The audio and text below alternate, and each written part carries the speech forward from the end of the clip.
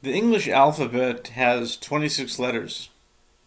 The name of Hashem, God or Havaya, has a numerical value of 26. Does this imply that the English language is a holy language, as Hebrew is? In the first part of the Torah, we read and learn about many wonderful things of the creation of the world and the universe that we live in. Many things were mentioned to have been created, but the creation of language is not mentioned. The creation of language is not described, and yet we see from the very beginning God saying, "Let there be light." Later we see the Nachash, the serpent, speaking with Eve in the Garden of Eden. We also see Adam and Eve speaking with God after they ate from the fruit of the Eitz Hada'as, Tov Ra, the fruit of the tree of the knowledge of good and evil. We also see that Cain said something to Abel before he killed him, although it does not say what he said to him. What language were they speaking? Growing up, I remember learning that it was Hebrew, of course. What other language would it be? Was it the same Hebrew as is spoken today? What was the accent and pronunciation like? Were there words in that version of Hebrew that do not exist today? We then find in the story of the Tower of Babel that all the languages became mixed up. How did all of these languages develop? If they all came from the language of the original Hebrew, then every language must be some rearranged form of Hebrew. But that may not exactly be the case. How do we know that when the first people on the earth became wicked, and yet they had intelligence, that they created words and language that intentionally deviated from the original language that God had intended for us to speak? All these questions may be difficult to answer 100% accurately at this time. There is a study that I have been involved with over several years to try to find the answer to these and many other questions. It involves using Lashon HaKodesh, the holy language of Hebrew, as a basis for any language such as English, but not only English, and using a numerical analysis known as Gematria.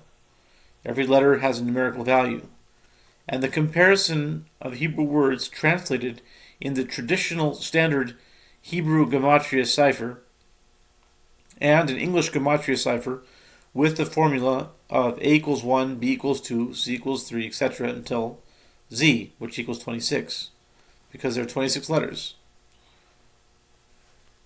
Here's an example entirely in English Gematria, and yet in a Jewish/Torah context. In English Gematria, the word Genesis has a numerical value of 78. In English Gematria, the word October has a numerical value of exactly 78. In English Gematria, the word start also has a numerical value of exactly 78. And again, this is with the formula of A is 1, B is 2, so let's say the word start, so S is 19, T is 20, A is 1, R is 18, T is 20, you add that together at 78, etc. So the same thing for Bereshis and for October. In the cipher, all of those equal 78.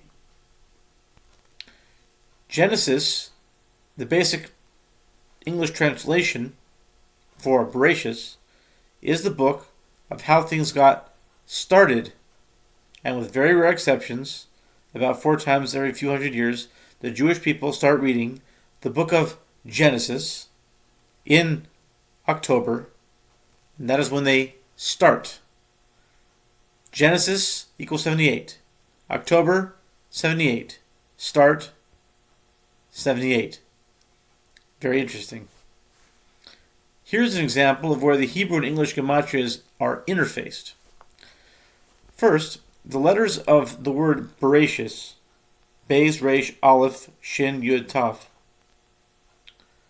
in the beginning can be rearranged to spell the word Beis Osher, or Beit Osher, which means a house of happiness.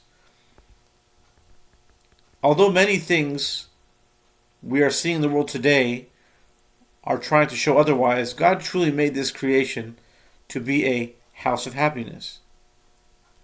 The Hebrew Gematria of the word Bereshis. In Hebrew Gematria, the word Bereshis has a numerical value of 913. While I did not mention this earlier, there are many different Gematria ciphers that I use. One of them is area code Gematria, where the area code of a state or city can be used to link that place with another word. A major area code in the U.S. state of Kansas is 913. If Kansas were to be written in Hebrew letters, it could be written in this way. Kan Sos, meaning Kuf, Nun, and then Sin, Vav, Sin. And then Kan did like Kan dash Sos. Kan meaning like Ken, or Kan meaning a nest. Sos. Sos means to rejoice, or to be happy, or to be joyful. Kan Sos, which means the nest rejoices. Indeed, young chicks in a warm nest with their mother can serve as a nice illustration of a Beit Osher, or a house of happiness. Have a great Shabbos.